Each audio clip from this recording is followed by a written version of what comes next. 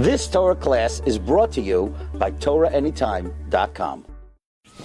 Okay, good morning, Rabbi Say. Welcome to the Kollel Agar de Pirka here in Kew Garden Hills, New York. Parshas Chayei. So there's an expression, a well-known expression. It's so well known that it may not even exist, but there's this refrain that is common parlance: Bra kara davua. A son are the legs of the father. It's an expression. If you look in the compilation Michlal Ma'amarim Upeskamim, so they don't actually bring a makar. They just say shagar b'fi hakol. It's something that everybody says, but the truth is, does not appear in the Chumash, does not appear in the Mishnah, nor does it appear anywhere. It does not say it anywhere in the Tarsha Peh. It comes from a Gemara. The Gemara says something similar to that. The Gemara says, Yoiresh kara davuhu. An inheritor is the leg of the father. An inheritor is the leg of the father, but the expression is a son is the leg of the father. But either way, I want to try to explain why do we use this expression, Bra kara davuha, that a son is the leg of the father. The leg is not necessarily the most important part of the body. Actually, it's quite the opposite. It's quite an unimportant part of the body. Why do we say that a child are the legs of the father? A person could last without legs. You say the child are the internal organs of the father. The child are the rosh of the father. What is this expression that Bra kara davua? Interestingly, in the Parshas Toldos, so we have Yaakov Avinu puts on his best Esav costume, and he goes in front of his father to try to get the brachos. And his father notices from the subtleties of expression that this doesn't seem to be Esav. He's using words that would not seem to indicate that this is Esav. Rashi explains that when Yitzchak says Hakol Kol Yaakov Vayadayim Yidei Esav, what threw Yitzchak off was, firstly, Yaakov Avinu said please. He said Kumna. Secondly, Yaakov Avinu invoked the name of Hashem. He said Ki Hikra Hashem. But we've pointed out in the past that there's another nuance of difference between the way that Yaakov spoke and the way Esav spoke. Yaakov said, Kumna, get up please. He spoke to his father, second person. Kumna, directly, get up. On the other hand, Esav said, Yakum Avi, will the father get up? He spoke to his father, third person. So we pointed out that Rav Nosson Adler in the Sefer Taras Emes says, from here we learn that Gentiles speak to their parents differently than the way Jews speak to their parents. Gentiles speak to their parents third person. Yakum Avi, will the tata get up? But Yidden, says Rav Nosson Adler, don't speak to their parents that way. Yidden speak to their parents directly. Kumna. And the Chassam Sofer explains that's because by Goyim there's a generation gap. There's a separation. There's a havdalah bein av levnai. There's no connection. There's no devekus between a father and a child. There's no concept that a child is bra karo devavua. The child are the legs of the father. Mashen came by Yisrael. There's a concept bra karo davua. A child is so connected to a father, it is not appropriate in Klal Yisrael to speak to a parent third person. That's a Chassam Sofer who's Masber Rav Nosson Adler. But we have this expression, bra kara davua. Why do we refer to the child as the legs of the father? Now I'm going to speak out a question. When you hear this question, you're going to kick yourself, but don't do it too hard. That's what you need a leg for. Exactly. In Parshas Toldos, so Yaakov Avinu was making cholent, right? Yaakov Avinu was cooking the stew. And Esav comes in, and Esav is starving. Esav is hungry. When you smell cholent, that's what could happen, right? And Esav says, Haliteni na min ha'adaim hazeh ki oyef anochi al kein kara shemai edaim. Okay. Now let's think for a moment. How old were Yaakov and Esav at this time? So l'chayra, you would say, vayigdelu hanarim. It says they grew up. So Rashi says, vayigdelu hanarim. How old were they when vayigdelu hanarim? Rashi says, Kozman shayu ketanim, loy hayu nikarim b'maaseyim, ve'en adam medakdik b'hem ativam. Kivan shenasu b'nei yud gimel shana, zeh piresh l'batim midrashes, v'zeh piresh l'avodah zarah. So presumably, they were 13 years old. And then it says, Vayozed Yaakov Nozid, Vayavayesim Nasa. Now, why was Yaakov making the stew of beans on this day? So Chazal say it was the day that of the Petira of Avraham Avinu. So how old were Yaakov and Esav? It seems they were 13 years old. That's what we just said. No, I didn't say 15, I said 13. That's what the Torah says. It says Vayigdalu. And then it says, Vayozed Yaakov Nozid. Presumably they were 13 years old. So let's make a cheshbon. How old was Yitzchak when Avraham, how old was Avraham when Yitzchak was born? So we just read that. Avraham ben Meah Shana, Leda says Yitzchak benai. So Avraham was 100 when Yitzchak was born. How old was Yitzchak when Yaakov and Esav were born? So let's think for a moment. How old was Yitzchak at the Akedah? 37. And then how old was he when he married Rivka? 40, right? Because he had to wait until Yitzchak, till Rivka was Roy Labia. And then he waited 10 years until she was Ruya Lihiroyon. And then he waited another 10 years until she was an acclaimed Akara. So Yitzchak was 60 years old when Yaakov and Esav were born. And now Yaakov and Esav are how old? 13. And how old? And this is the day of the Petira of Avram Avinu. But how's that possible? We're missing either 2 or 3 years. Because Avraham was 100 when Yitzchak was born. Yitzchak was 60 when Yaakov was born. The Yaakov and Esav are 13 years old, and it says he was cooking the Sudas Havra. He was cooking the Sudas Havra. What's going on over here? We're missing 2 years in the lifetime of Yitzchak. We have a missing 2 years. Okay, what? The same day, but not the same year. It's your take. Vayigdilu hanorim, and it says they were 13 years old, and it doesn't say another 2 years passed. So if you want to say 2 years passed, that's one way to answer the question. But presumably, without any added information, we have a right to assume it happened at that time. Okay, let's continue further. So in the beginning of this week's Parsha, Yitzchak, where Avraham is coming to the Levaya of Sarah Yemenu. Now, where is Avraham coming from? When Avraham is returning from the Levaya, where is Avraham Avinu coming from? So he's coming from the Akedah. Sort of, not exactly. Because at the end of Parshas Vayera, where does Avraham go at the end of the Akedah? He goes to Beersheba. The pasuk says, Vayashav Avraham el Ne'arav. Avraham returns to his lads. Who are his lads? Eliezer and Yishmael. Vayakumu vayelchu yachdav. And they get up and they go together. El Be'ersheva vayeshev Avraham be'Beersheva. Then the beginning of, that's the end of Parshas Vayera. Parshas Vayera ends that Avraham returns to Beersheba. Vayelchu yachdav Beersheva vayeshev Avraham be'Beersheva. Then the beginning of Chayei Sarah. Vayiyu Chayei Sarah. Vatama Sarah b'Kiryas Arba. And Vayavoy Avraham l'spoid l'Sarah v'levkaisa. Now let's address the following question. Avraham came to eulogize Sarah and to cry for her. So that itself is out of order. That's backward. Why would the pasuk say he came to eulogize and to cry?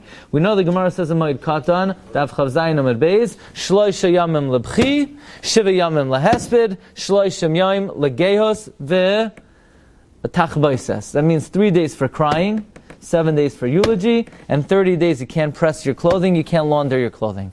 That means first comes crying, and then comes hesped. So why does the pasuk say, Vayavai Avraham l'spoid l'Sarah v'liv kaisa? This is the kasha of Tosfos in the Tosfos Hashalim.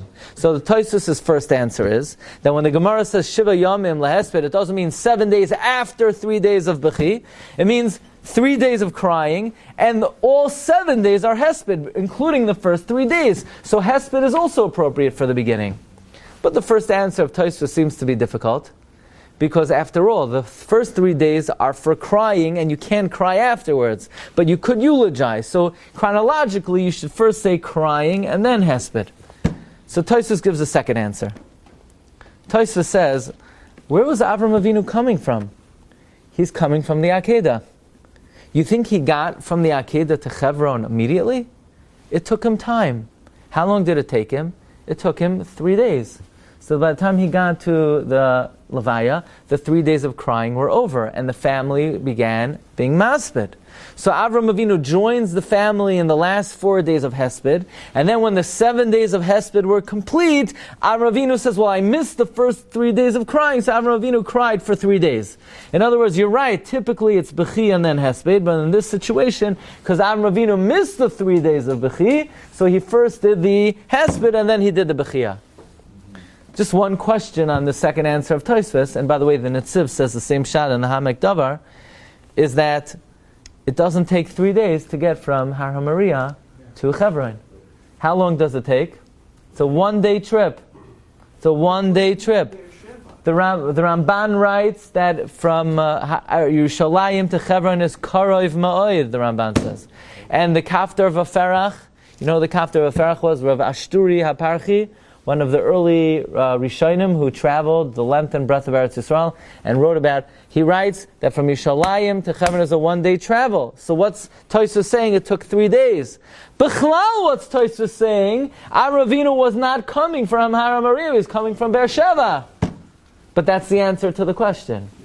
He was coming from Har HaMoriah, but he wasn't headed immediately to Hebron. He was going to Beersheba. He didn't know perhaps yet that Sarah died. How long does it take from Yerushalayim to Beersheba? That's a trip. That's a 2 day trip. So Avram goes from Yerushalayim to Beersheba, 2 days. Then he gets to Nuzvat Levaya. He heads up 1 day. It took 3 days. By the time he got there, the Bechi was over. So he joined in the Hesped and then he did the Bechi after. Fine. But there's one individual who's conspicuously absent from the whole story. Yitzchak, the end of Vayera. Vayashav Avraham el Na'arav. Avraham returns to his lads. Yeah, what about the person who he almost killed at the Akedah? Where is he? Where did he go?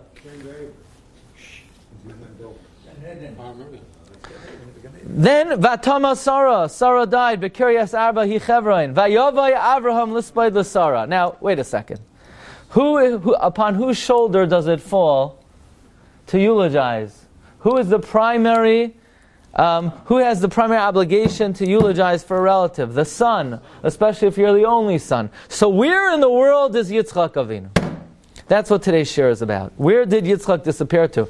And the Torah very, very cleverly, completely omits any mention of Yitzchak after the Akedah. His name is not mentioned. Here, Vayikra Avraham.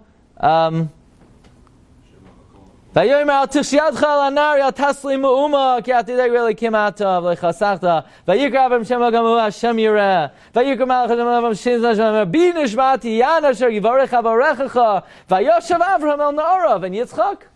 I don't know. It sounds like I don't know. Maybe Avram didn't listen to the Malach. The Malach said, "Don't kill him," but maybe Avram didn't listen. So we're about to learn that, contrary to what they taught you in yeshiva, that Yitzchak survived the Akedah. And contrary even to what we've said in the past, that maybe he died right before Avram put the knife on his neck, there are other opinions of what happened at the Akedah. And let's proceed a little bit further. Now we go to Parshas Toldos. And remember we said that Yaakov came into the room, and Yitzchak, he thinks, who is this? Is it Yaakov? Is it Esav? And then Yosef comes into the room. Vayarach es reach begodov. Vayarach es reach begodov. Look in Parshas Toldos, Perek Chav Gimel, Pasuk Chav Zayin. Yitzchak smells the fragrant aroma of his garments. And this is, it's not in the correct place. Pasuk Perek Chav Zayin, Pasuk Chav Zayin, Vayigash, Vayishak loy, Vayarach es reach begod, Vayivarcheh, Vayimer re'ei reach b'ni kreach sada, asher berchai Hashem. Yitzchak smells the begodim of Yaakov. Says Rashi, it smelled good. These are goat skin. There's nothing worse than goat skin. The worst smell in the world, the most horrible smell in the world, is the smell of goat skin. From here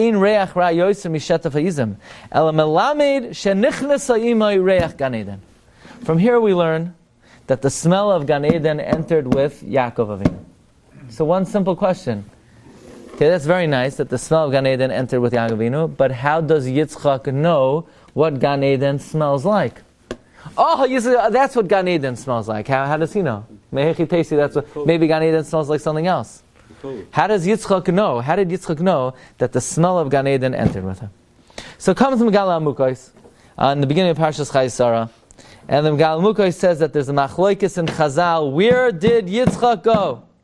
One opinion is he went to learn. He went to the Yeshiva Sheva Ever. But others say no. Yitzchak Avinu came from Gan Eden. What was he doing in Gan Eden? Says about Megala Amukos, Vahine Kra Umasnisa Messiah Lahadin Amar. We have a pasuk and a Tanaitic source that supports those who say Mi Gan Eden ba Yitzchak. Yitzchak came from Gan Eden. Shahaya Sham Gimel Shanim, that he was there for 3 years. Miyom Shenekar Al Gabi HaMizbeach, from the moment he was put on the altar, Ad Yom Shenizdavig Loi Bazugay, until he was given his shidduch. The pasuk that supports he went to Gan Eden is the pasuk Vayavai Avraham Lispay L'Sarvel of Kaisa. But what about Yitzchak? Why didn't Yitzchak come to his mother's levaya? After all, Halay Achas Hilaima, he's an only child. Shouldn't he have been at his mother's levaya? Even if he would have had 10 siblings, he should have been at his mother's levaya. Certainly, if he's an only son. But the answer is Yitzchak was not in the world. He was not around. That's why. And now, Rabbi Sai, let's take a look in the end of this week's Parsha, and we're going to see something absolutely astounding. So, finally, Eliezer goes to the house of Lavan and Mesuel, and he secures the shidduch, and they agree. They send this little girl together with Eliezer. By the way, an interesting thing I saw. So, Lavan gives a bracha to this kid. What bracha does Lavan give to his sister? Achaysenu atayi la'alfei revava. Our sister, you should be thousands and myriads. Yeah, very interesting bracha. Vayivarchu es Rivka vayomru la. Achaysenu, our sister, atayi la'alfei revava. And by the way, we say this bracha at a chasana. We give the bracha at a chasana. Achaysenu atayi. Why do we pick the bracha of Lavan and Besuel to give it at a chasana? So the Chassam Sofer learns this is a very important bracha. This is the bracha that Klal Yisrael was given. That what? V'heim revivois Ephraim, v'heim alfei Menashe. So this is the bracha. This is where it comes from. Achesena ad hayila alfei revava. But the others say that Lavan had a little bit of a sinister kavan over here, because we know most children end up being like the mother's brother. So Lavan was giving a bracha like this. My sister, there should be more people like me around in this world. Achaysenu, you should have thousands of offspring. Achaysenu ad hayila alfei revava. There should be a lot more Lavans around in the world would be a better place if there were more people like me. But be it as it may, so she rides back on the camel. Vayikach ho'eved es Rivka vayilach. Now Yitzchak was coming. V'Yitzchak ba mibai. Yitzchak was coming from coming. Be'er lachai, the well of the living that sees. V'hu yoshev b'eretz hanegev. Yitzchak was living in the south. So first of all, why do I need to know he's living in the south? We know he was with Avram Avinu in Beersheba, and we never said until now he was in the south. All of a sudden the Torah needs to identify where Beersheba is. Beersheba is b'eretz hanegev. And what is Rivka's reaction when she sees Yitzchak? Vatisa Rivka say now. Rivka lifts up her eyes. Vateres Yitzchak. Vatipal me'ala agama. She falls off the camel. Why did she fall off the camel? I mean, have you ever seen strange people in your life? I would assume so. Have you ever seen someone so strange that you literally fell off your chair? I once had in a drasha, I was giving a drasha, and I made a joke. A guy literally laughed so hard, he fell off his chair, and he had to leave the shul. Anyway, and I wasn't really that funny. I don't know why I was laughing.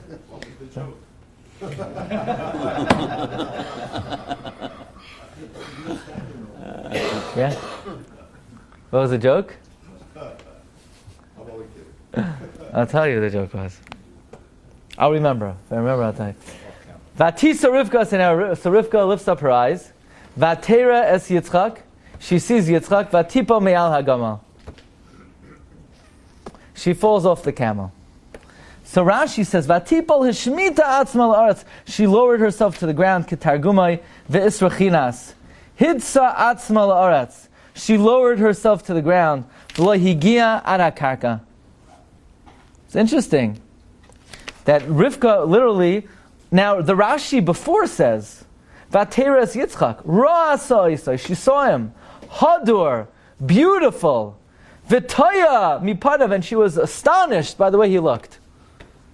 Like, what was so beautiful about Yitzchak? What was so astonishing about the way he looked? And she falls off the camel. I guess if you grew up with Lavan and Besul, everyone you know looks like a sinister Russia, a mobster, and you see a tzaddik. But exactly what was so astonishing about Yitzchak? Do we find that when Sarah met Abraham, she went out of her camel, she fell off the camel? When Rachel met Yaakov, she didn't fall. What was so astonishing about Yitzchak? And why does it say he's coming from the land of the Negev? So the Likutei Mamarim Shvilei Pinchas suggests that based on this tradition of the Megala Amukais, that Yitzchak Avinu went to Gan Eden to recuperate. He spent 3 years convalescing in Gan Eden. And that's the pshat, he was living in the land of the Negev. By the way, where else in Tanakh do we find this expression, the Negev? In Shoftim, in Parak Aleph, there was a woman by the name of Achsa. Achsa was the daughter of Kalev. And Kalev made a deal that whoever conquers the city of Kiryat Sefer, I'm going to give them my daughter as a wife, and nobody was able to conquer it until his brother came along, Asniel ben Kenaz. He conquered Kiryat Sefer, which the Gemara in Tamura means. He said that he was able to restore the 3,000 halachos that were forgotten during the mourning of Moshe Rabbeinu. Okay, so she comes to her father after she marries this guy, and she says, Dad, give me blessing. Ki eretz hanegev nosati. You gave me literally a very dry land. But Chazal say, this guy, he's a great guy, but he can't make a buck. He is menugav mikol toiv. He is dried out from any good. All he has is Torah. He's just Torah. He's not a learner-earner. He's just a learner without being an earner. He's menugav mikol toiv. So eretz hanegev implies only ruchnias without any gashmias. So what does it say about Yitzchak? Where was Yitzchak living? Eretz HaNegev. He's living in a place where it's dry from any gashmias. Where is that? He's in Gan Eden. Gan Eden is Malei Torah, but is Menugav Mikal Taiv. He's in the place Be'er Lachai, of the truly alive, of the Tzadikim Gemurim. That's where Yitzchak was coming from. Look at number 9. V'Yitzchak ba, v'yetze Yitzchak l'sah b'seh l'fnois Arab. Mehechan yatza, where did he come from? Mi Gan Eden. V'chein b'medrash. By the way, when Yitzchak suspected that Eliezer brought Rivka back, he thought that Eliezer, on the long trip, maybe did something to Rivka, mistreated her, and it turned out that he didn't, so he was chosh at him. So HaKadosh Baruch Hu said, what am I going to do to this Eved who was suspected? So Hashem told him, Malachi Asharis, and he brought him into Gan Eden. So Yitzchak was leaving Gan Eden and Eliezer was coming into Gan Eden. This is what it means, Lifnois Erev, Lifnois Ha'arvos K'dei Likach Rivka. Okay, bottom line is, if you look in the Shach al Torah, who should not be confused with the Shach on Yoredeya, Shach al Torah was written by one of the Gurei Harizal. He also says explicitly, Yitzchak was coming from Gan Eden. Furthermore, the Shach writes further, number 10, Vayovay Avram Lispoid V'Livkais. Where was Yitzchak? He says, Shamati shenimtza b'zayar, shemash hevi Yitzchak imay, lefi shachat boy Avraham roiv shnayim. Not like Rashi. Avraham shechted the majority of his 2 simanim. So now where does he go? He has to go to a hospital. The hospitals are dangerous places. It's a miracle. You have to bench goymo when you come out of the hospital that you survive the hospital. So the Malachim took him to Gan Eden, the Rapoisa, and he spent 3 years there. And when he came out of the hospital, he made the bracha, Baruch Atah Hashem, Chayei Hamesim. Oh, says the Shach, says the Yismach Moshe, when Yaakov came into Yitzchak, and he smelled like Gan Eden, Yitzchak said, oh, you smell like Gan Eden? How did Yitzchak know what Gan Eden smelled like? Because he was there, he remembered the smell. Once you smelled something, there's the memory. Smell memory stays with you forever. Yitzchak knew exactly what Gan Eden saw. Furthermore, Rabbi said the Rishonim say the same thing. It's not only in the Kabbalim. The Cheskuni writes that Avram returned to his Na'arim. Yitzchak Hechan Halach. Where did Yitzchak go? Says Cheskuni, Nitman beGan Eden Shalosh Shanim. The Cheskuni in this week's Parsha, Vayetze Yitzchak, Mehechan, where did he go from? Gan Eden, he came from Gan Eden, Shahayasham, Mishas Ha'akeda, Ad Achshav, Shalosh Shanim. Now, fasten your seatbelts. So Yitzchak was in Gan Eden. Now in this world, most people in this world, different than animals. Animals walk on all four. But human beings, they stand with their feet on the ground and their head up. Yeah, their head up in the sky. That's how people walk. Unless in India, sometimes people stand on their heads, but for the most part, people have their heads up and their feet on the ground. But not in Gan Eden. In Gan Eden, people are upside down. Gan Eden, people walk with their heads on the floor and their feet up in the sky. Who says this? Tosfos. Tosfos in the Riva says, if you look at number 14, Vatipo me'ala gomol. You know why she fell off her camel?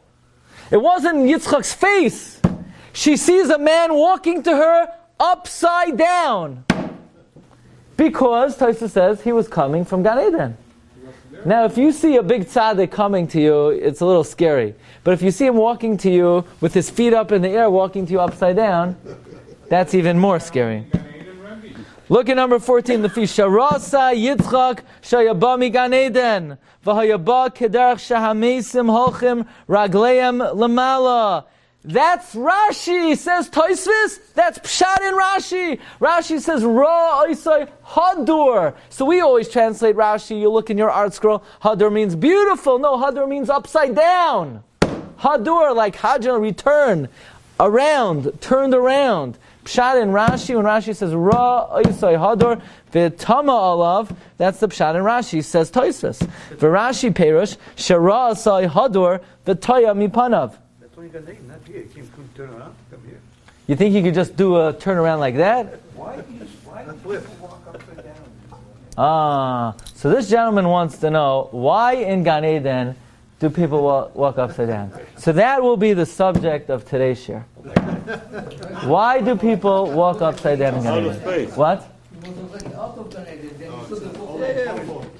He was out of Gan Eden, yeah, but he didn't completely transition. When you come back from outer space, right? It's a problem. One of the dangers of coming back from outer space is, first of all, when there's no gravity, the shape of the eyeball completely change into a very oval shape. It's very dangerous. The whole body has to readjust to the new atmosphere. So apparently, look, if I would have come in today and I had a kasha, why was Rivka so surprised? And I would have been mechadesh that, it must be in Gan Eden they walk upside down, so that, what's that worth? I'm telling you what Tosfos says.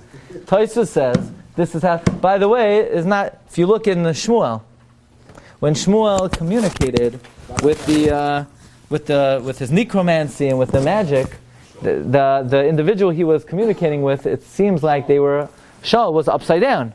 Like Tosfos says. Shmuel was upside down. Shmuel was upside down. That Shmuel came back from the Olam HaEmes, Hadur, upside down. Okay, so what we want to discuss now is, look, and Tosfos says, V'yesh mefarshim shehi rasa oisa yefei tayar. V'yesh mefarshim Hadur lashon ki boy lemahadar. Ki boy lemahadar, when he wanted to go back, shaya raglov lamala k'moisha deprecious. So let's discuss this, because we started this year that why do we say bra kara davla? Why is a child considered the legs of his father? Why the legs? That doesn't seem to be a very respectable allegory. The child are the legs of the father. So the pasuk says in Zechariah, Kaya amar Hashem tzavakos. So says the Lord, Master of hosts. In bidrachai telech, if you go in my ways, V'yimes mishmarti tishmar, and you guard my guarding. V'gam ato todin es beisi, and you judge and you govern my house. V'gam tishmar es chatzerai. V'nasati lecha malachim. I will give you the ability to walk bein ha'imdim ha'ila, among these standing. What is this referring to? God tells the Navi, the Malachi Hasharis are called Oimdim. Why are the Malachi Hasharis called Oimdim? Because an angel remains an angel, will always be an angel. Whatever high madriga they're on, they will plateau forever, that they will always remain on that level. But we know that a human being is a hoylech. A human being is either going up or going down. There's no plateauing. You can never stay on the same madriga. Either you're going up or you're going down. There's no such thing as remaining on the same madriga. A human being has to be a mahalach, a hoylech. Says Chsam Sofer. But there's a problem. But what about the tzaddik? The tzaddik, after he passes away, so then what? Then he's plateaued forever, he can never grow. We know that the Gra on his deathbed, he cried over the mitzvah of tzitzis, that he said that in this world for a few bucks, you could be Mekai in the midst of tzitzis and gain eternal olam haba. But once you get upstairs, there's nothing you could do to improve your situation in olam haba. But nevertheless, a tzaddik, his maisim tovim have what's called residual income. Residual income. You know, some people, they have businesses that once the business gets going, you make money on your own. So too, a person could do ma'asim tovim, they have influence on other people, have children, have descendants, have grandchildren, have talmidim, have a hashpa, have ma'asim that people learn from, and then he has residual income. So Rebbe Shem tells the Navi, I will give you mahalchim, I will allow you to be a hoylech, even when you get up to Gan Eden, among all the oimdim, among all the malachi ashares. Look at number 16, the Chsam Sofer writes, Ki hatzadik acharei moisai, einoi mahalach. He can't move anymore. He can't grow. He can't rise. Ki hu chavshi mea mitzvahs. He's pater from mitzvahs. He's free from mitzvahs. Amnam b'shehemid talmidim harbe. Someone who has a large influence and can call out mitzvahs ashayasu heim, whatever mitzvahs they do, avalei kilu hu asam. And now he is going lamala, lamala, lamala. That's why we say to me chachamim, ein lahem menucha ba'olam haba. They have no respite because they're constantly going higher and higher. This is the pshat, says the Chsam Sofer. V'zehu v'nasati l'cham malchim. I will allow you to be a hoylech even when you're among the oimdim. You know, when you want to make somebody comfortable, if somebody is on a very high madrega and they're with people on a lower madrega, the people on a lower madrega are going to feel very uncomfortable with them. Because, you know, sometimes a person feels very overshadowed if they're next to a great person. They feel very humbled. Overwhelmed. So Avinu, when he's serving the angels, when he's serving the malachim in his tent, Avram is a hoylech.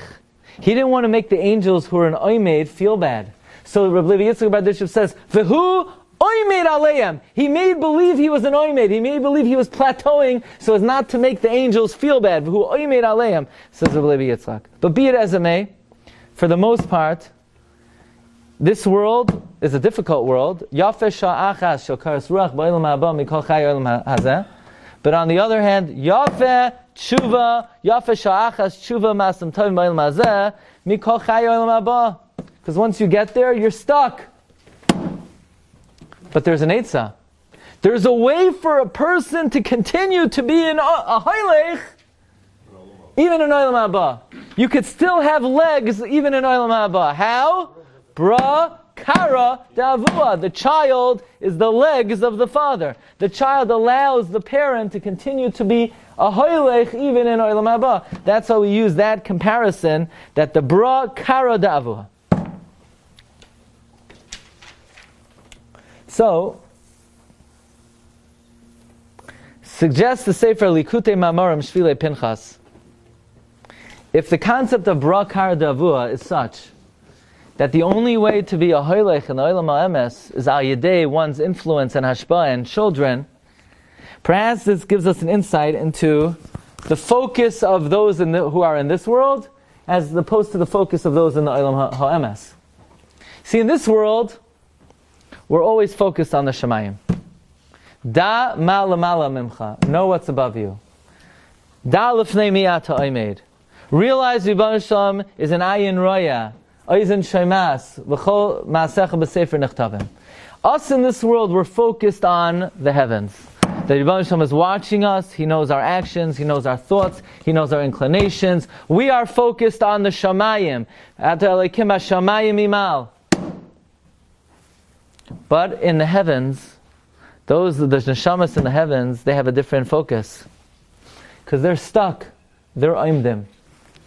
But they have one hope. They have one ability to rise up in Shamayim, to rise up in Gan Eden, to elevate themselves. And that is, they upstairs in the Shamayim, their head is lamata and their raglayim are lamala. What does that mean? What, they walk on their heads, literally? It means their focus is down here in this world. They're looking, they're saying, please, my masim, my talmidim, my children, please, what could you do for me? Because up here, there's nothing anybody could do for me.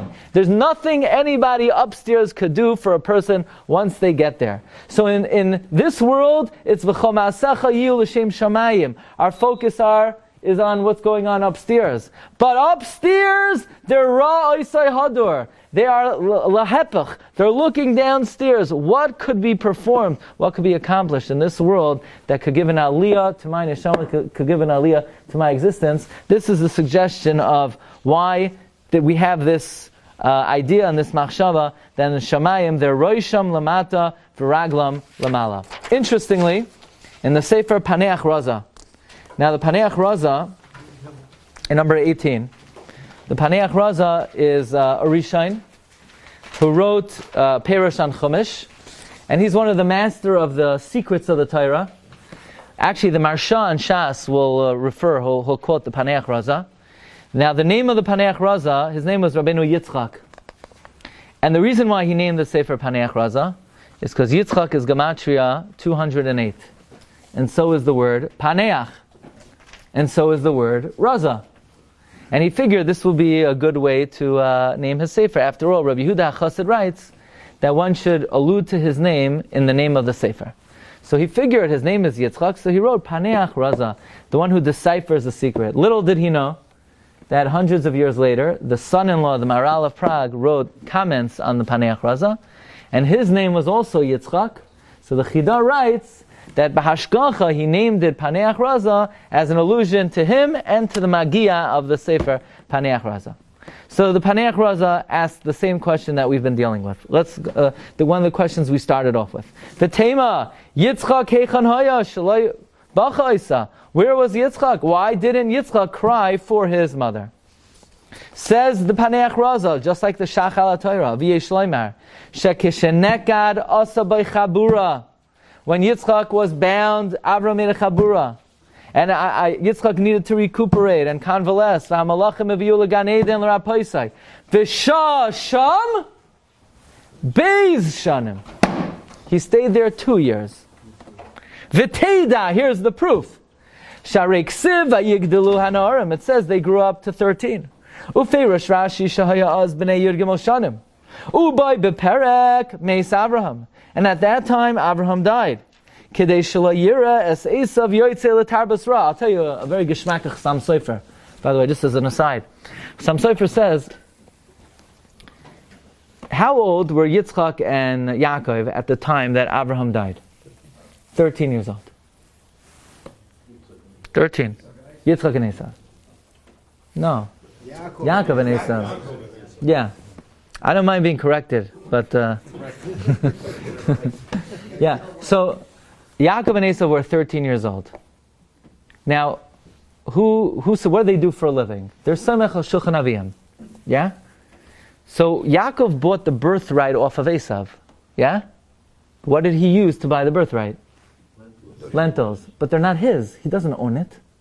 How is he kind of the Bechar, asks Sam Sofer? He's soimech on Shulchan Aviv. Soimech on Shulchan Aviv, you don't own anything, so it's not a legal transaction. How could Yaakov buy the birthright off of Esav? Yaakov doesn't own the food. It should nullify the sale. So the Sam Sofer says, look at the great Hashgacha Pratis involved over here.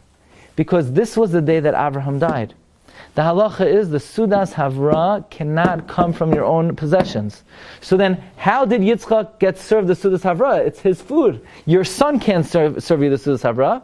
he must have given him a matana she'ein li reshus by. He gave Yaakov a gift. He said, I'm giving it to you al manas that I don't have reshus in it, I don't have ownership in it. So for the first time in Yaakov Avinu's life, Yaakov owns something. And that moment, he sees Esav is willing to give it the Bechara. So Yaakov says, hey, the first time I own something, here, take the beans and I'll take the Bechara. So it was a hashkacha pratis that the Sudas Havra should take place at the moment that Yaakov needed to buy the birthright. Okay, but back to the ranch, says the Paneach Raza, they were 13 years old. But wait a second.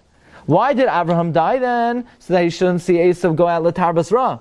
V'mei Avraham harei hayu kuf ayin heishanim. Avraham lived, 175 years. 100 years until Yitzchak was born. 60 years until Yaakov was born. And another 13 years. We're missing 2 years. We're the mystery of the missing 2 years. Canadian.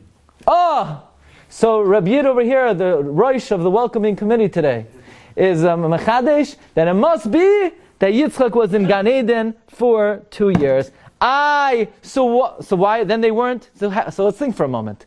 Then how old really was Yitzchak when Yaakov and Esav were born? 62. Says Tosfos Avada, he was 62.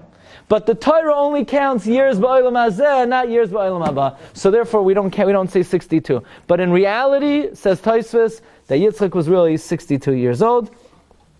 Ela oisan beishanim shal Yitzchak b'Gan Eden like hachashiv l'hukra ba'amroi v'Yitzchak ben Samach uve'emes ben Samach beis hayaz. Similarly, Yaakov Avinu, when he was in the yeshiva Shem ve'ever, that also wasn't counted. By the way, I'll tell you 2 other instances, perhaps, when miraculous years in the Torah are not accounted for. Noach was how old by the Mabul? 500. What? 600, right? 600 years old. Yeah? Yeah. And how many years did he live after the Mabul? 350. And how old was he totally? 950. It should be 951. What happened to the year in the Teva? Also, it was a miraculous existence. It was like he was in a box. We don't count that year. Maybe this would answer another great dilemma in Chumash. And that is, how old was Moshe Rabbeinu when he stood before Parai? Moshe Haya? 80 years. Moshe 80. By the way, it's an interesting thing because typically the Torah doesn't give you birthdays.